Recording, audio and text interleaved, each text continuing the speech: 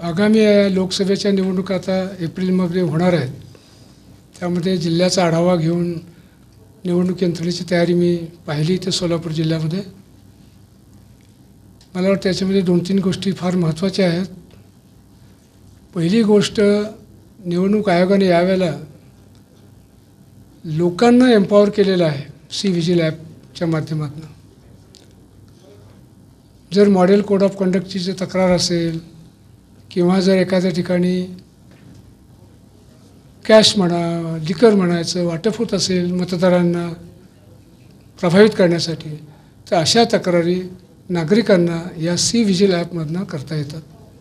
त्यावेळेला त्यांचं कुठलीही आयडेंटिटी उघड होत नाही आणि ही तक्रार प्राप्त झाल्यानंतर 100 मिनिटाच्या आत आयोग त्यावर कारवाई करतो. मला वाटतं ही मोठी उपलब्धी सर्वसामान्य लोकांना आहे. KYC ॲपमध्ये सुद्धा आपले उमेदवारांची सगळी माहिती आपल्याला मिळू शकते.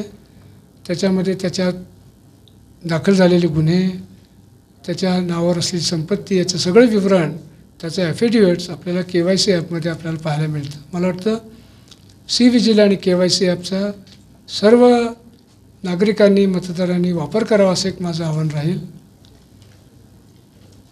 मतदानाचा टक्का वाढवण्यासाठी युवकांची भूमिका फार महत्त्वाची आहे.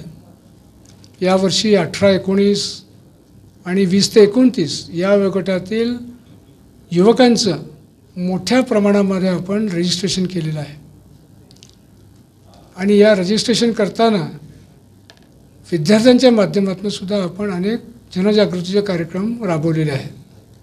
तर या विद्यार्थ्यांना आपण सजग करून, त्यांना बरोबर घेऊन मतदानाच्यामध्ये जागृती तयार करून लोकांना मतदान करण्यासाठी प्रवृत्त करण्याचं एक मोठं अभियान संबंध महाराष्ट्रभर आपण विद्यार्थ्यांच्या माध्यमातून करत आहोत. मला आशा आहे की बहुसंख्य लोक जो आपला मताचा अधिकार आहे ते निश्चितपणे या निवडणुकीत बजावतील आणि पूर्वीपेक्षाही जास्त मतदान यावेळी होईल अशा प्रकारची आशा आहे. यावेळी नवीन उपक्रम निवडणूक आयोगाने केलेला आहे म्हणजे होम वोटिंगचं. जे 80 वर्षाच्यापेक्षा जास्त ज्यांचं वय आहे आणि जे 40% ज्यांचं अपंगत्व आहे असे सगळे दिव्यांगांना घरून मतदान करण्याची सुविधा निवडणूक आयोगाने यावेळेला दिलेली आहे. आमचा असा प्रयत्न आहे की हा लोकशाहीचा मोठा उत्सव आहे आणि त्याच्यामध्ये सगळ्यांनी सहभागी व्हावं. म्हणून 80+ किंवा दिव्यांग ज्यांना ज्यांना शक्य आहे पोलिंग स्टेशन्सवर येऊन मतदान करावं, तर मला वाटतं त्या उत्सवात ते निश्चितपणे सहभागी होतील. त्यांनी मोठ्या प्रमाणात सहभागी व्हावं.